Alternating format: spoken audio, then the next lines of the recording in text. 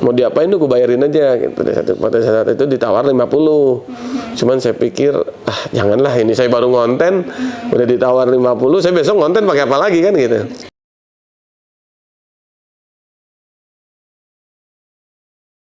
Hai sahabat Warta Kota, sekarang saya Ikhwana Mutuamiko, jurnalis dari Warta Kota, sedang berada di rumah salah satu artis ternama di Indonesia, namanya Bang Ade Jigo. Masih pada inget nggak sih sama Bang Ade Jigo? Saya ingat saya. Bang. Gimana nih Bang? Sekarang Abang apa kabar ya dulu? Alhamdulillah baik, sehat, dan insya Allah berkah. Sekarang Bang, kesibukan Abang tuh lagi apa sih Bang? Boleh diceritain sama sahabat Warta Kota? Kalau untuk sekarang lebih banyak keluar kota ya, karena memang semenjak lepas dari Timlo-nya, saya ikut kajian teman-teman yang hijrah. Terus juga ada konten otomotif yang kebetulan saya ada di situ. Jadi eventnya pun keseringan keluar kota, baik event yang kajian maupun yang event komunitas dari teman-teman motor. Jadi ya mungkin kalau mau melihat saya di TV mungkin agak jarang ya, karena memang posisinya lebih banyak keluar kota gitu. Tapi Bang, emang dikurangin atau memang sengaja pengen ngurangin diri aja gitu? Atau enggak sama sekali? Kalau untuk TV, kalau yang stripping saya nggak ambil, karena memang kalau udah stripping nggak bisa kemana-mana. Iya betul. Tapi kalau saya lebih nikmatin keluar kota, jadi bisa nambah temen gitu. Jadi kita ke kota-kota pasti ada cerita kayak gitu. Bang, kita sahabat Warta Kota pengen tahu dong Bang, awal mula Abang jadi artis tuh kayak gimana sih Bang perjalanan? Nah, ini panjang nih, tapi minimal cita-cita emang dari dulu semenjak SD. Itu kalau ditanya sama tante saya, dia selalu saya kan dulu zaman SD itu yang punya TV berwarna tuh cuma tante saya. Oh, iya. Jadi setiap kali mau numpang nonton ke sana, masuk rumah, assalamualaikum, Tan, artis datang, selalu kayak gitu. Dan itu selalu diulang-ulang. Ya kurang lebih lulus SD, masuk SMP udah mulai punya TV sendiri, jadi udah jarang ikut nonton di tempat tante. Setelah itu kita sekolah seperti biasa. Malah yang uniknya pas masuk ke jenjang SMA, saya bukan SMA, lebih ke STM, teknik mesin pada saat itu. Lalu kuliah ngambil komunikasi, advertising. Nah dari situ tuh udah mulai merambah ke TV. Jadi masih figuran-figuran, ikut casting. Terus ada lomba lawak, waktu itu lomba lawak antar mahasiswa. Jadi saya mewakili kampus ke lomba tersebut, dan di situ udah mulai belajar lah untuk cari jati diri sebagai artis. Belajar dari situ, lulus dari lomba lawak, udah mulai kerja tapi ngeband lah, ngeband zaman kuliah masih ngeband. Lalu ikut lagi, ada tuh audisi pelawak TPI API dulu. Dari situ udah mulai dilihat sama teman-teman Timlo nih. 2009 masuk Timlo. Dari Timlo udah mulai stripping tuh setiap pagi, stripping. Dari situ 2009 sampai 2014 saya ada di Timlo. 2015 udah mulai solo karir. 2017 saya bikin lagi Jigo. Jigo tuh kayak Timlo juga. Sama musik humor juga, tapi formasinya beda. Terus 2018 udah Jigo udah jalan, namun ada pada saat itu sama almarhum A. Jimmy kan, ada kejadian Tanjung Lesung, A. Jimmy meninggal. 2019 udah masuk Jigo yang baru, personilnya baru. Tapi saya tetap di situ. Terus 2020 masuk pandemi kan. Pandemi baru mulai ngonten tuh, karena event-event kan nggak ada. Konten YouTube berawal dari ngonten motor, dari situ viral yang tentang motor. Akhirnya kita fokus deh pada saat 2019 sampai hari ini masih fokus di konten YouTube-nya gitu. Berarti awal mula Abang itu jadi pelawak di Timlo. Ya. Ada kesulitannya nggak sih Bang yang boleh di-share? Kalau itu nama Abang sudah sangat melejit di Timlo juga, sudah sangat dikenal kan Bang? Ya. Pasti ada jalan yang liku-likunya juga. Kalau untuk sebenarnya nggak sengaja ya masuk ke Timlo, itu nggak sengaja ya, mungkin semua karena Allah ya.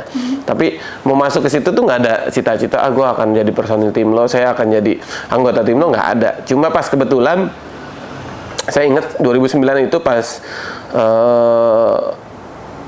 main ke Solo, itu habis Lebaran, saya ingat banget main ke Solo, pas makan malam saya inget, oh saya punya temen nih di Solo, Timlo namanya.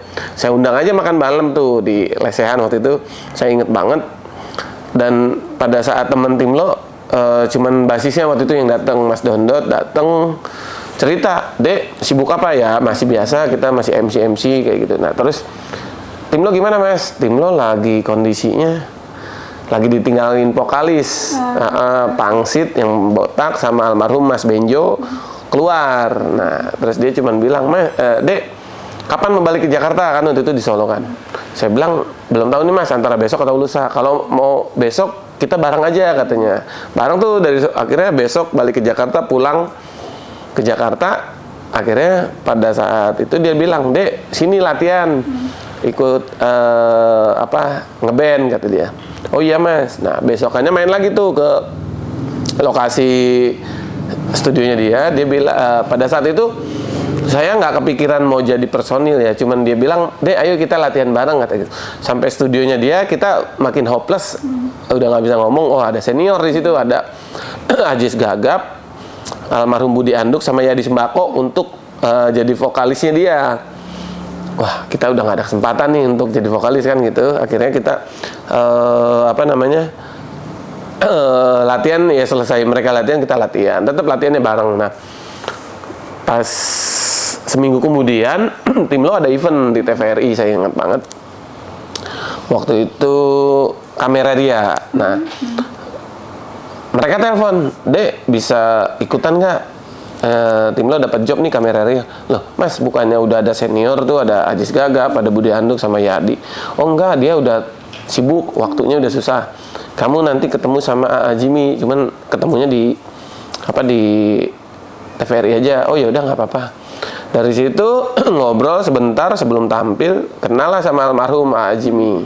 Ngobrol dari situ di panggung, alhamdulillah lucu dari situ udah akhirnya keterusan. Jadi udahlah, kata Mas Wawan nih yang punya Timlo, dibilang udahlah nggak usah cari personil lain, ini aja, ini udah cocok. Akhirnya dari situ mulai inbox ya, semua rangkaian acara di TV ya insya Allah udah kita pernah mainkan di sana.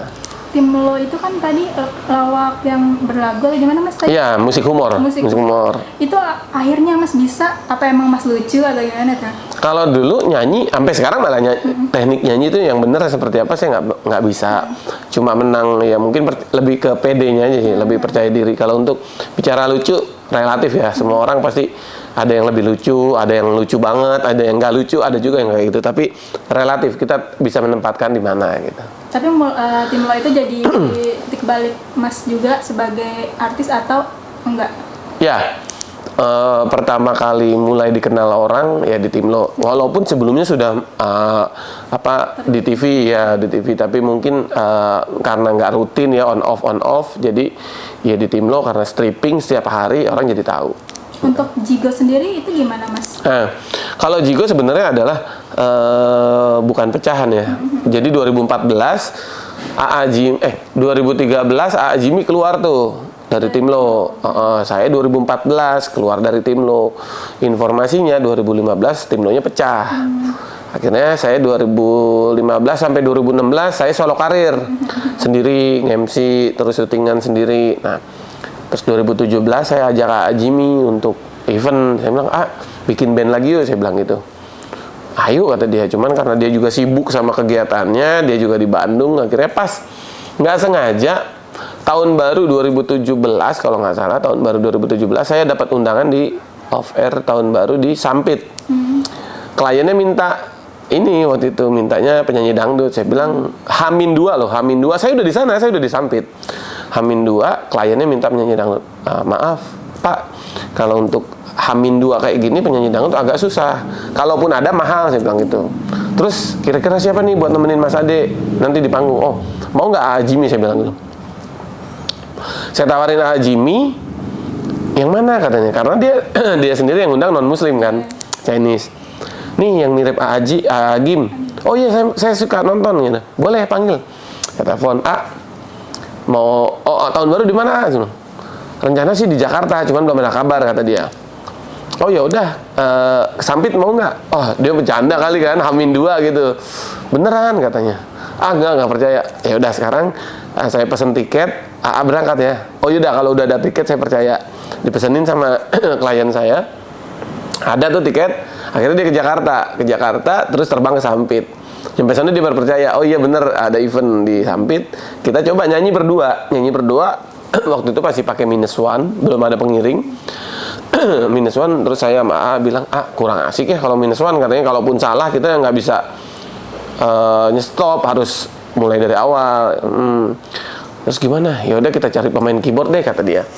Akhirnya saya kenalin lah teman saya, Kiki namanya, pemain keyboard, ngiringin kita.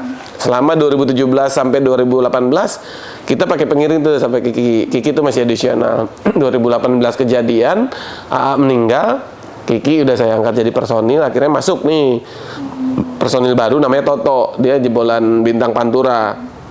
Toto sampai sekarang masih ada. Maksudnya Jigo masih berjalan.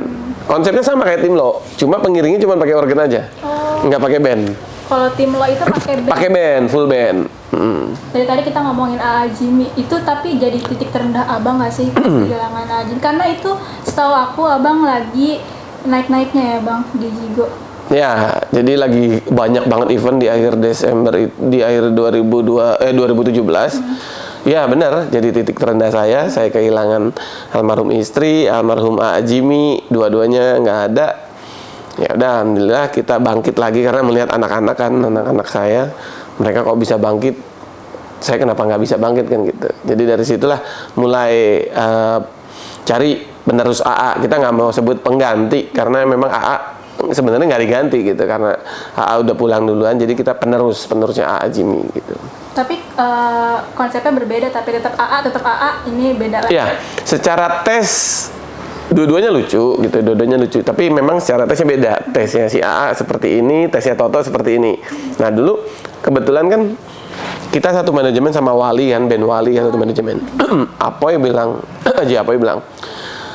Dek, coba cari penerusnya AA yang mirip AA. Nah itu jadi cerita lucu tuh. Saya bilang ada, Pak Haji, siapa? Agim, saya bilang gitu. cuma masalahnya Agim nggak fokus di nyanyi, dia juga waktunya sibuk. Saya bilang nggak mungkin. Ya juga sih, katanya nyari yang mirip. Kalau nyari yang mirip agak berat ya, saya bilang gitu.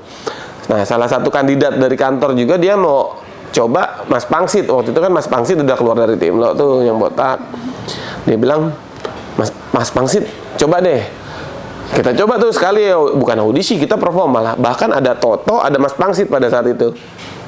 Cuma dari hati kecil saya sama Mas Pangsit satu karakter.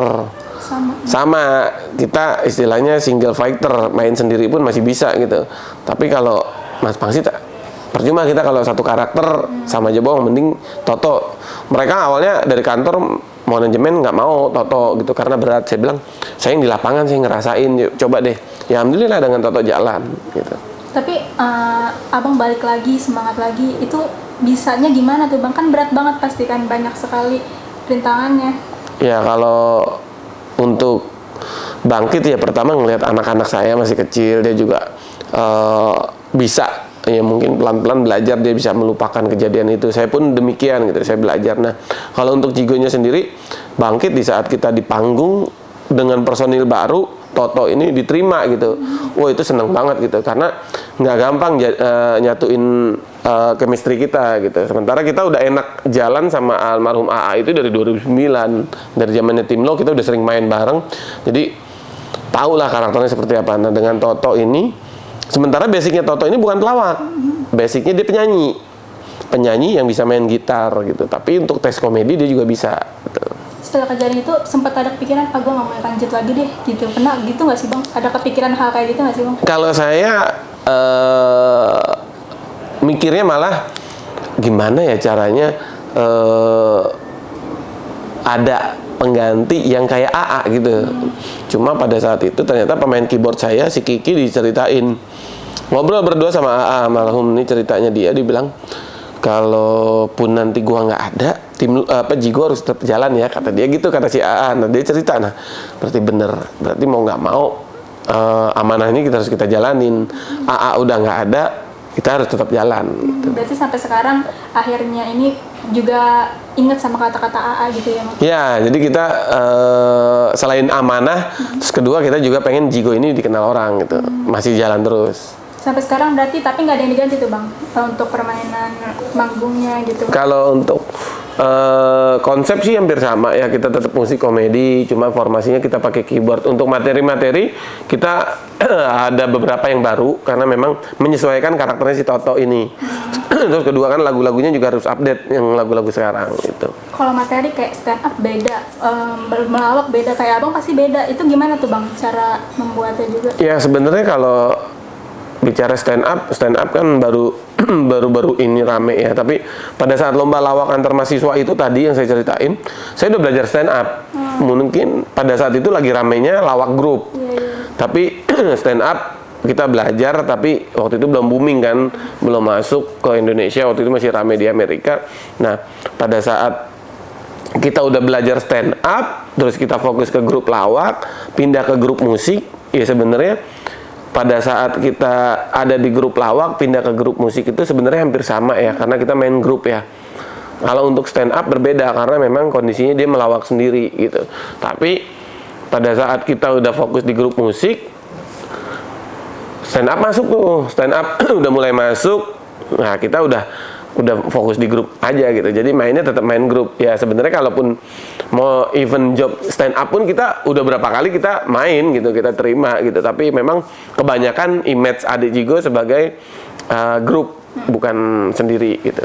Abang kan dari nol banget jadi pelawak. Gimana Bang, penghasilan pertama yang paling kecil berapa tuh Bang? Paling kecil, paling besar? Paling kecil dulu, baru kita sepil yang paling. Kalau dulu ya, pada saat sebenarnya basicnya cuma memang sebagai pelawak tuh nggak murni, justru malah sebagai MC. Dulu pertama kali MC mall, karena masih kuliah kan.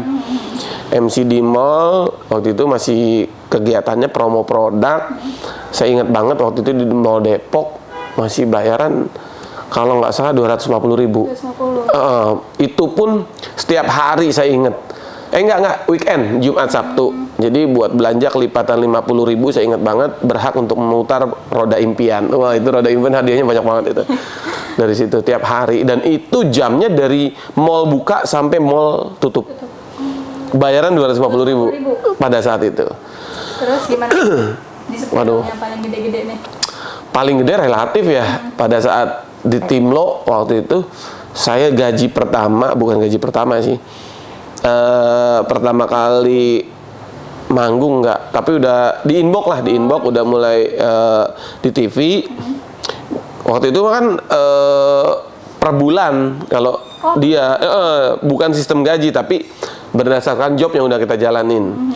Pada saat itu 2009 masih sendiri, belum nikah, nerima 33 juta. Itu pun menurut saya, oh ini besar, karena waktu itu masih sendiri kan. Itu dibagi atau per orang? Per orang. Oh, per orang. Per orang. Jadi pada saat udah 1 bulan kita gajian, pada saat gajian beda-beda nih penghasilannya, karena kan dari tim lo yang lama dia lebih besar karena senior kan. Kita 33 juta, wih besar banget ini. Dan itu pun tergantung jobnya, sebelum-sebelumnya selama sebulan itu banyak apa enggak gitu. Perbedaan sama Jigo?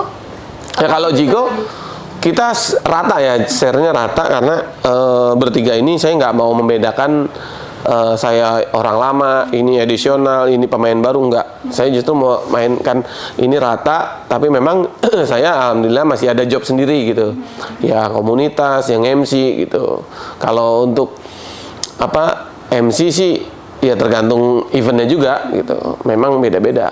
Tadi katanya Abang udah hijrah, itu udah mulai kapan tuh Bang hijrah gitu? Pada saat kejadian 2018, setelah itu langsung hijrah 2009. Kan kejadian 2018 Desember. Akhir iya. 23 Desember.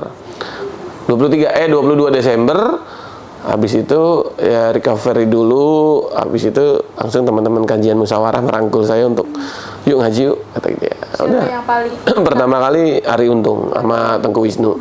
Mereka Abang terjun gitu Bang. Ya alhamdulillah. Memang pada saat 2016 niat hijrah tuh udah ada. Berapa kali ketemu Ari Untung di panggung, yuk lu ngaji dong, jangan kerja terus, kata dia. Iya bang, iya bang. Ya niatnya sih udah dari 2016. Cuman pada saat kerja jadi udah lupa mengaji. Akhirnya 2019 dikasih hadiah. 2019 sudah dirangkul sama mereka. Sampai detik ini alhamdulillah masih ngaji. Berarti itu satu obat untuk abang juga ya bang? Iya, jadi dari situ ya apa sih pesan yang saya dapat pada saat kejadian adalah saya baru percaya kalau takdir itu ada. Gitu. Maksudnya yakin oh ini takdir gitu. Tadi abang katanya udah ada hobi baru nih, hobi motoran tuh bang, boleh diceritain dulu dong gimana? Nah ini 2019 kebetulan awal-awal nikah, kebetulan kan 2018 istri meninggal, 2019 akhir Desember tanggal 6 Desember tanggal 6 2019 itu dikasih rezeki lagi sama Allah, dikasih jodoh, saya nikah. Nah Desember masuk Januari 2021 Januari 2020, Februari, Maret pandemi kan, kalau nggak salah saya inget banget pandemi. Terus nggak ada kerjaan, masuk April nggak ada kerjaan, masuk Mei, Juni, nah Juli itu kepikiran ngapain ya, kerjaan nggak ada, udah korban satu mobil lah istilahnya, sempat kejual buat selama pandemi. Akhirnya ada motor satu ya memang saya dari dulu sukanya wrecking kan. Ada motor di depan saya ingat banget, terus temen, lu bikin YouTube dong katanya. Ya YouTube apa? Katanya bahasnya apa nih? Ya apa kayak katanya hobi apa? Pada saat dia bilang hobi, saya ngelihat ada wrecking, ini deh kata. Apaan lu kata dia? Ini aja apa? Tuh gue ada motor, ntar gue mau bawa ke rumah Raffi deh. Pada saat itu kan Raffi Ahmad kan temen bujang lah, temen waktu masih sendiri, waktu saya sebelum pindah ke rumah ini kan di Lebak Bulus sama orang tua. Kebetulan dekat sama Raffi, cuma beda RT aja. Seneng main bareng PS, terus manasin motornya dia, Rolling Thunder, Sean Mori sama mereka. Jadi pada saat itu kepikiran nih motor harus saya kontenin, gimana caranya bisa ketemu sama Raffi. Dari situ mulai viral tuh, ditawar sama Raffi, tapi ya saya nggak jual akhirnya. Sampai sekarang pun motornya masih ada. Itu motornya satu dijual, tadinya mau dibeli sama Raffi karena dia punya cerita soal wrecking kan. Cuma saya bilang enggak deh, kalau saya ke situ cuma mau ngonten. Kita mau ngonten apa? Motor. Terserah mau diapain, udah daripada mau diapain tuh gue bayarin aja gitu. Pada saat itu ditawar 50. Cuman saya pikir janganlah, ini saya baru ngonten udah ditawar 50, saya besok ngonten pakai apa lagi kan gitu. Kenapa wrecking? Ya karena memang pertama kali belajar motor pakai wrecking. Terus kedua saking cintanya sama wrecking, anak saya yang baru setahun ini saya namain Raja. Kenapa? Kan wrecking King Raja ya. Dan di situ ya semua seperti pastinya karena Allah ya, tapi saya wasilahnya lewat motor, lewat wrecking dikenal lagi. Bahkan orang kemana-mana sekarang taunya adek yang bawa wrecking, adek yang main wrecking, adek yang hobi wrecking, bukan adek komediannya malah image-nya udah ya ada yang sedikit tahu, masih inget, tapi ada juga yang udah lupa gitu, taunya ada pemain wrecking gitu. Jadi itu abang di wrecking itu di apain tuh wreckingnya? Ya saya sebenarnya cuma konten aja sih ya. Jadi mulai dari restorasi, nge-review sampai kunjungan lah, silaturahmi ke teman-teman komunitas. Iya, dari situ dikenal. Akhirnya sekarang event-event komunitas pun ya alhamdulillah teman-teman masih percaya saya sebagai MC ngisi acara di situ gitu. Tapi nambah wrecking lagi nggak tuh dari sekarang?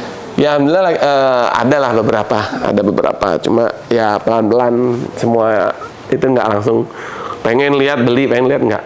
Kalau itu nggak gampang nyari barangnya karena kan udah mulai barang langka kan, udah gitu harus benar-benar teliti ini orian apa enggak kayak gitu. Oh ada juga yang nggak ori juga? Oh ada, banyak, mulai dari yang harga murah sampai yang mahal banget pun ada gitu. Kalau ada yang nawar? Udah berapa kali ditawar? Berapa paling gede?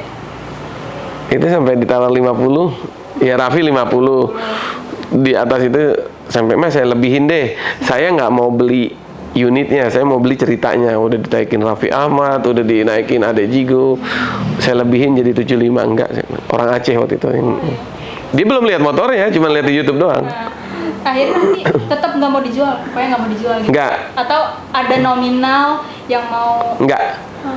Kenapa? Karena lewat motor itulah wasilahnya, lewat motor itu saya bisa dikenal orang untuk segmen komunitas gitu. Kalau ada cerita di situ. Ada namanya nggak sih Bang? Biasanya ada motor ada nama tuh. Nggak ada ya, karena kita punya RE King itu ya sebenarnya karena hobi aja, jadi nggak perlu kita kasih nama. Orang tahu kok, oh RE King Ade Jigo yang mana nih, yang itu tuh yang pernah dinaikin Raffi kayak gitu. Setelah banyak banget jaglukan di hidup Abang nih, gimana Abang cara mempertahankan nama Abang tetap ada? Sampai sekarang kayaknya nama Abang tetap ada kan? Ya alhamdulillah, yang penting gini, kalau saya sih nggak mikir apa-apa itu dihitung dengan uang, nggak. Karena saya nikmatin pekerjaan. Terus kedua, budget penawaran dari klien, dari siapapun, ya saya pastinya itu rezeki dari Allah.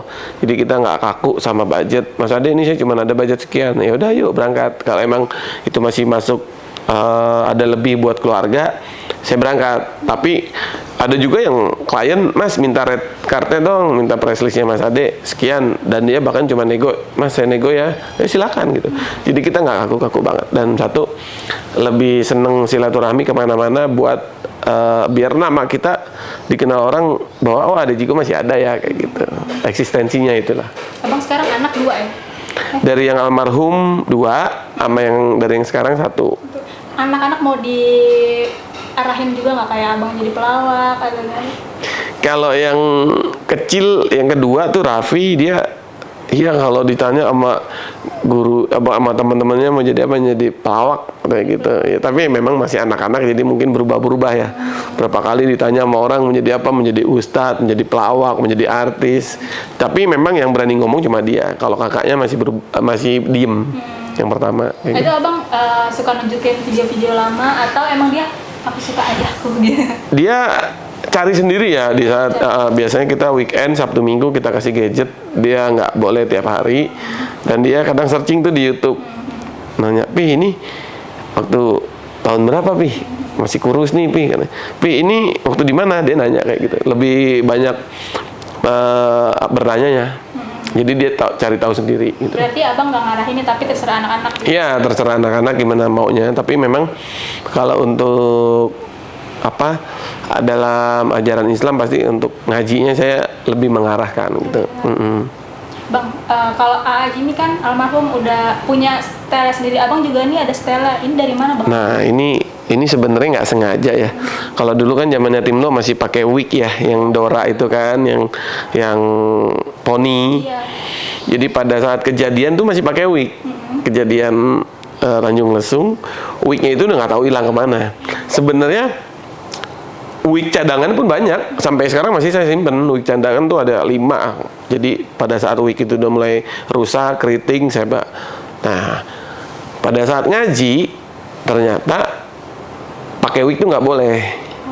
Pakai wig itu nggak boleh. Baik itu sintetis ataupun itu rambut asli itu nggak boleh. Ya dari situ, udahlah tinggalin deh wig, saya bilang gitu. Nah terus pas event pertama Jigo Februari, saya ingat banget 2019 di Bali.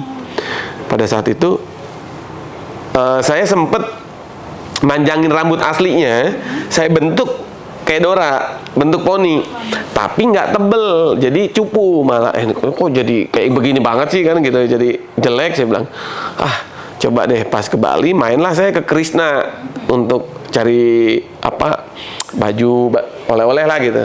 Nah, terus ada udeng tuh di Bali, di Krishna, saya coba pakai, keren juga nih. Saya pakai ntar malam buat manggung. Nah dari situlah awalnya. Ternyata pas di panggung diterima, banyak yang bilang, Bang, udah Bang rubah aja kayak gini, image baru itu. Ya alhamdulillah sampai sekarang. Tapi kalau yang Dora tuh dari sendiri juga? Iya, kalau yang dari itu zamannya Timlo, ya itu tadi saya pernah rambut saya asli panjang kayak Cancuter. Cancuter kan asli tuh. Iya. Pernah kayak gitu, pas mau masuk Timlo, saya potong rambutnya. Terus Mas Wan nanya, loh kok dipotong, lebih bagus kalau coba panjangin. Mas, kalau panjangin butuh waktu lama. paling cepat 5 bulan saya bilang gitu untuk tebel. Terus gimana dong, besok kita ada manggung nih. Ya udah Mas, coba saya pakai wig deh. Coba pakai wig tapi di model kayak gitu ya, di model akhirnya kebentuk lah jadi pakai wig, image-nya kayak Dora 2018 berubah karena wignya udah nggak mana tahu, terus 2019 udah pakai ini. Wig udah kemana tahu, itu banyak cerita yang kayak gitu Bang. Ada traumanya nggak sih Bang? Kalau trauma udah pasti ada. Terus Pasti ada. Terus Abang gimana menyembuhkan Abang? Iya, kalau trauma sebenarnya tergantung kondisi ya. Kalau berapa kali saya ada event, awal-awal masih bisa tolak event di pinggir pantai. Nah, di satu sisi ya saya belajar takut nih kalau event di pinggir pantai. Saya belajar ya ini kan semua sudah pasti ya, udah mulai kalaupun meninggal udah pasti. Istilahnya bukan kita di pinggir pantai aja, istilahnya kalau memang saat ini kita harus meninggal ya udah meninggal gitu. Cuma memang pada saat melihat pantai jadi inget. Tapi percayalah, berapa kali tuh di tahun pertama 2019 saya nggak ambil event di pantai. Akhirnya, sayang banget nih kalau kita nolak rezeki lah. Kita nggak perlu deh kayak gitu terus. Istilahnya kita pun kalau mau meninggal nggak harus di pinggir pantai, nggak harus kena tsunami. Istilahnya lagi tidur pun meninggal bisa kan gitu. Nah akhirnya beranikan diri lah untuk event di pantai. Nah di 2023 kemarin nih udah 2 kali nih kita 3. Pertama di Kenjeran di Surabaya Jawa Timur, Kenjeran. Pada saat itu saya masih nanya, pantainya jauh nggak nih dari lokasi? Ya kalau jalan sih jauh Mas, tapi kalau pakai motor cepet. Oh ya udah, akhirnya saya cek di Maps, wah ini dekat juga nih. Ya deg-degan juga. Terus ke Bangka kemarin villanya kita nggak ditaruh di hotel, kita ditaruh villa yang depannya pantai. Nah itu udah ya awalnya sempat kepikiran trauma muncul, tapi kembali lagi keyakinan bahwa ya di saat kita memang waktunya pulang ya nggak harus di pinggir pantai, di atas kasur pun kalau memang waktunya pulang gitu. Terus kemarin di Bengkulu belum lama pinggir pantai juga acaranya gitu. Tapi masih ada rasa-rasa itu berarti sampai ya, ini ya? Trauma sih ada, tapi untuk tetap harus kita lawan gitu untuk menghilangkan trauma itu. Abang waktu itu aku ceritanya Abang ketemu ya Bang? Abang pingsan atau gimana? Ya enggak, saya sadar. Abang sadar. Ya, kalau pingsan mungkin kondisinya udah nggak selamat. Karena memang banyak yang meninggal korban itu karena pingsan, terus ketiban sama alat-alat kayak tenda, sound, pohon, iya. Banyak yang meninggal karena itu. Berarti Abang ngeliat dong? Ya ngeliat. Berarti sangat trauma Bang kalau kayak gitu. Iya, inget banget ya. Berarti butuh berapa lama akhirnya tenang tuh Bang?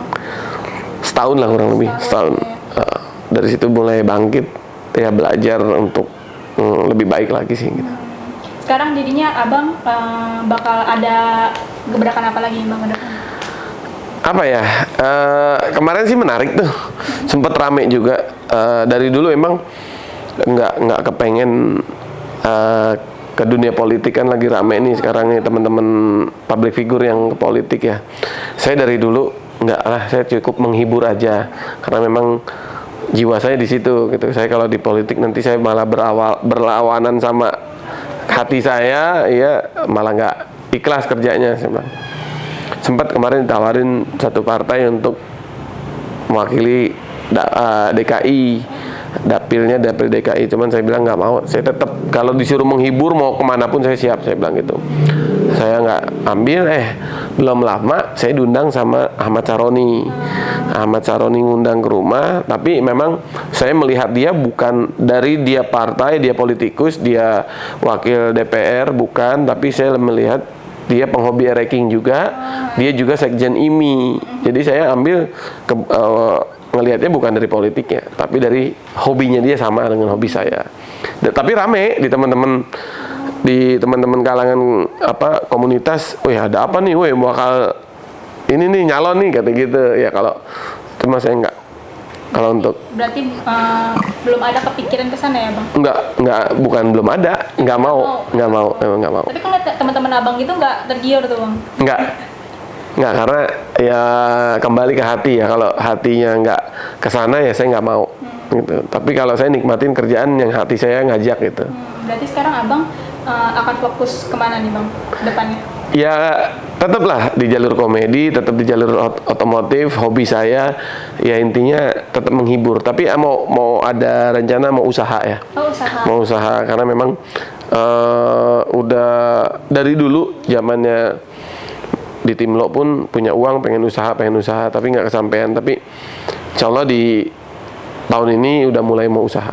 Di bidang apa tuh? Tetap otomotif. Oh, otomotif. Ya karena memang pada saat saya terjun ke otomotif, pasar yang sudah ada, mereka sangat menyayangkan kok Bang Ade nggak jualan gitu produk-produk otomotif, spare part dan lain-lain kayak gitu.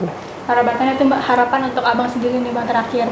Ya pokoknya menurut saya kalaupun hari ini yang lagi nonton nih banyak banget bahkan sampai saya pribadi banyak banget orang mikirin hidup dengan baik. Pasti sih semuanya persecution. Tapi enggak banyak orang yang mikirin mati dengan baik. Ya mudah-mudahan dari quotes tadi orang lebih banyak mikirin hidup baik dibanding mikirin yang mati yang baik. Kayak gitu. Makasih ya. Siap, Mbak. Sama-sama. Ngobrol sama sahabat Warta Kota. Ya, sahabat Warta Kota, jangan lupa saksikan video-video nanti yang lainnya. Dadah.